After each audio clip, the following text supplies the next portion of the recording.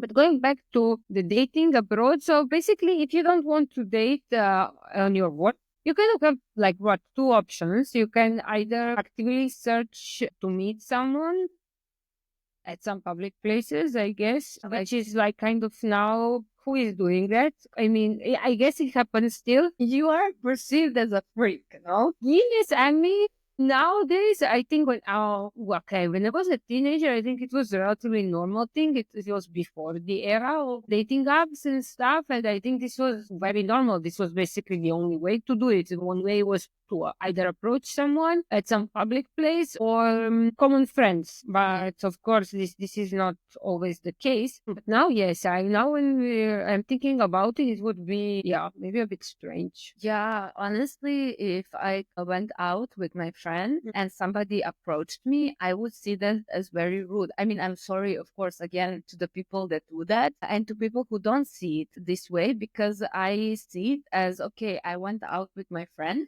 and I want to enjoy this evening with my friend. What if you are alone? If I was alone, then it would be different, because then another person would not know whether you came out just to hang out with yourself because you need some space, or you came out to meet people. Yes, but there is also this kind of cultural difference, how this is observed depending on a country. I now don't know in which country is which, but there are some countries in which when a person is seen alone in a bar, that means that this person is out to search for a partner or a mate or one night stand, whatever. But in other countries, this is not the case. And then this person maybe just wants to go out and have a drink with themselves, like without any other intentions. And then if the person from that kind of country goes to the first type of country, then it's getting basically like molested by many people who are actually expecting that this person is looking for a mate. And so there are also again these cultural differences. That's what you expect. If you move to a different country, you expect some cultural differences, and you expect that there are going to be some misunderstandings. And that's why I say I see that way. So if I go with my friends, I see that way. But it doesn't have to mean that other people from Germany see it that way, or even people from Serbia. It's just my personal kind of like view that, okay, if I go out with my friends, if I'm with a group of friends, or if I'm with one friend, I am really there to enjoy and to bond with my friends, have some drinks. And if some drunk person approaches me, then not gonna happen. But also, even if the person was nice, then I would still see it, okay, I'm out with my friends. And also, I don't see them quite a lot. And it can be because I live abroad, or it can be because we are busy working, so we don't get to hang out a lot. This is our time to hang out, so please just leave us alone. But as I said, again, it can be only my own personal preference. It can also be that if you are outside with your friends, that some of you are outside looking to meet someone and the other ones are there as a support. Yes, exactly. I mean, it can be many things. And that's why I say, I mean, misunderstandings are going to happen, right? And I think that no pasa nada, as long as everybody is polite. And even if the person approaches and I don't feel like it, and if I say, okay, I'm out with my friends and I just want to be left alone, and the other person respects that, then it's okay, right? But I think that nowadays there is this trend that like being in a bar and another person approaches you, it's being seen as kind of like uh, crossing the boundaries. And that's why I think many people turn to dating apps. Well, I guess this is also this kind of attitude. If I'm going to be rejected, at least I'm not going to be rejected in person as well. But also, I wanted to say that if people want to meet still offline, but in a different kind of setting, in a more, let's say, relaxed kind of setting, then they do. They go to the gym, to some of these kind of group trips, or they go to some workshops and they meet people. They go to language way more like effort, isn't it? For example, if you go to a language course, okay, you go to learn a language. This is a fact, because otherwise it's just too much time and money for nothing. But what are your chances? Your aim should not be exactly.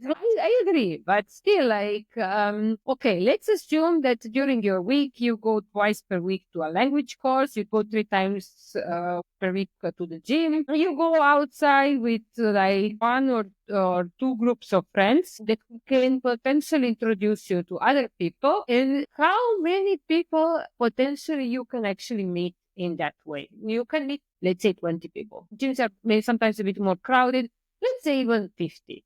But if you go to a dating apps, you will see more than 50 photos in 2 hours. But also, I mean, when you take a look at these 50 people, some of them already are in a relationship and they're not interested. Others maybe not your sex of interest, right? So even if within these 50 people, you might have like 10 that are. I mean, when I was talking about this, I was thinking about the specific sex of interest, but yeah, the other things are what you said. You meet people, even if they technically behave like they were single and available. Some of them are doing that just for fun. Some of them are actually, I don't know, having completely different idea of what this relationship is or how your connection is supposed to look like. I mean, I don't say dating apps are much better. I have to say I have no experience with dating apps like Tinder and similar, because the way how I saw the concept of Tinder already back then was that like, you have a photo of a person in the description of 50 words, which usually says like to take a walk and travel, and I love dogs. And it was like, okay, this is not telling me anything. Yes, even though there are some people that tell you specifically what they want, in a sense that whether they want an open relationship, whether they are already in a relationship but want someone, whether they are searching for a one night stand or something more long. But this is one thing. Like one is like what they're looking for on Tinder, but also like how many people on Tinder is actually devoting their time to actually describe themselves in order that this person that is reading their like profile really starts to get a little bit of this feeling of their personality actually. Yes, I agree. But what we said in Tinder, you can swipe like 50 people in an hour, and there is everything in this 1 hour and these 50 people. And I think that from my experience, at least, a lot of people really just want a one night stand or something that is just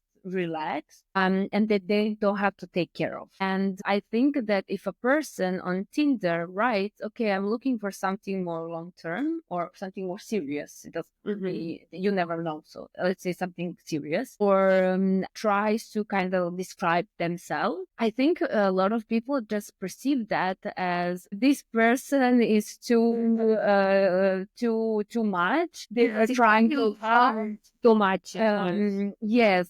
I mean, you can say that you're looking for something serious, but if they already see you as that something serious and you haven't even met, for example, okay, I met a person, so we've never met in person, but I started texting with some guy on Tinder, and I was still in Serbia, and he came to Serbia from Africa, and he said that he's looking for something more serious and that he's really doesn't want to fuck around. I don't remember what were the other stuff in his bio, and I was like, okay.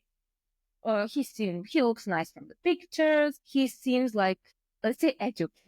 And we started texting, and it was great. Like, he wants to stay in Serbia, even though I knew I don't want to stay in Serbia, but there was still like at least a year before I left. So I was at the time I was single, so I was just going through the apps, and he seemed nice. He was in Novi Sad, and one day he was like, okay, let's talk. And I was like, okay. And that talk determined everything. He said, "Oh, you're not like the other women." And I was like, Oh my God. what do you mean? And he was like, you can joke. I don't know. You can joke. Yeah, apparently I'm not suffocating him with my feelings, and I'm not so sensitive. I am relaxed and I'm joking.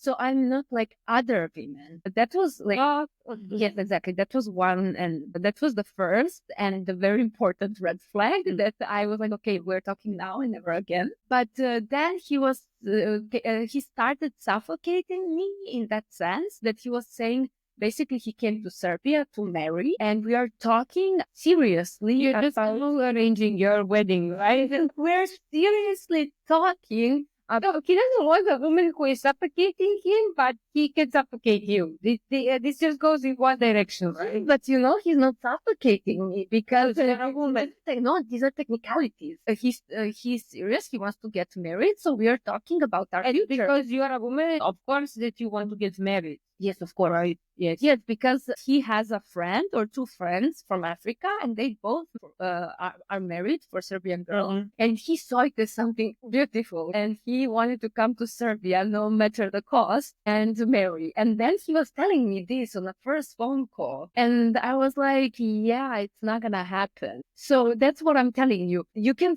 see that there is a Tinder profile saying, "Okay, he wants something serious," but then you start talking, and he's talking about marriage. So then you learn to run away from these kind of profiles. But maybe another person can write that they want something serious, but they are not going to suffocate you like that, and they're not going to talk about kids and marriage right away.